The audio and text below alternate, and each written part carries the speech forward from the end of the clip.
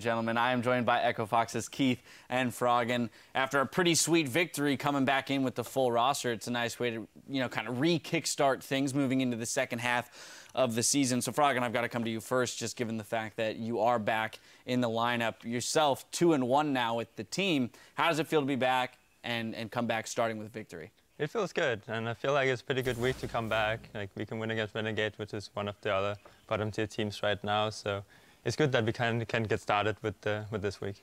Well, yeah, talk to me a little bit about that, Keith. The idea that this matchup back with the lineup was against Renegades, team that was sharing that 9th place spot with you. So the importance of securing a victory against that team of all teams as we look down the line at the playoff picture. Yeah, it was really important to get this win because, if we came back for the full roster only to lose to Renegades, we would really look bad, and people would doubt how good we are. Now, how exactly did you guys prepare for this? I know that with the roster swaps, we had the week where we had 4 of the Ember players playing. There's been not only, it wasn't just like there was one movement, Froggen out, Froggen and KFO out, Froggen and KFO back in. There was all kinds of roster movements. So as somebody who had to kind of ride that roller coaster over the past 4-5 weeks, what have been the biggest struggles for you, Keith, being one of the mainstays of the roster? Yeah, there are a lot of ups and downs, but mostly downs.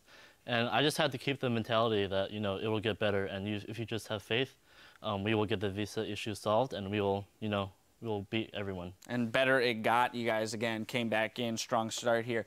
Froggen, having been a spectator for a period of time, that's an interesting position to be in, player 1 minute, spectator the next, back to player. I kind of want to get your macro sense of the North American scene. So having had the opportunity to really watch some games, who do you feel are maybe like the biggest threats in the scene, and who are the teams that you're looking to beat moving into the second half of the season?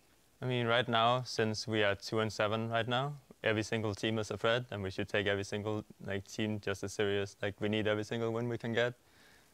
Being a spectator obviously added another perspective to how I watch the game, because it's my first time ever trying it since LCS started. So it's a lot different, but I mean. Do you feel like that time off, in a sense, gave you maybe some important insight into how the NA scene is developing and strategically how you might be able to help lead the team once you came back into the roster?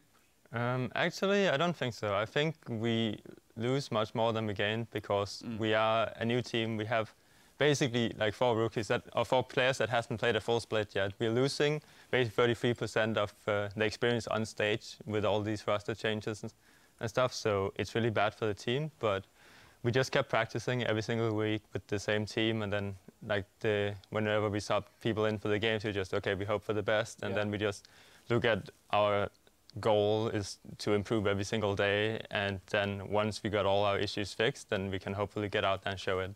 No doubt a tough set of circumstances for the team. Keith, given those circumstances, what is the team's outlook for the remainder of the season? 2-7 currently. You've got 9 games left to play. So even if you were to win all of them, you're at 11-7. What is the team's goal here now, understanding the poor start? I mean, obviously, we want to get as many wins as possible, but realistically, I think we're shooting for 6 to get into playoffs. Otherwise, we definitely don't want to be in relegations. All right, trying to look for that 6th place spot. We'll see if you guys can get it. Today's victory was a good step in the right direction. Thank you very much for the interview, gentlemen. Keep it tuned right here, because when the NALCS returns, we'll be kicking off our match of the week, a battle for 2nd place between Energy and Counterlogic Gaming. Don't go anywhere.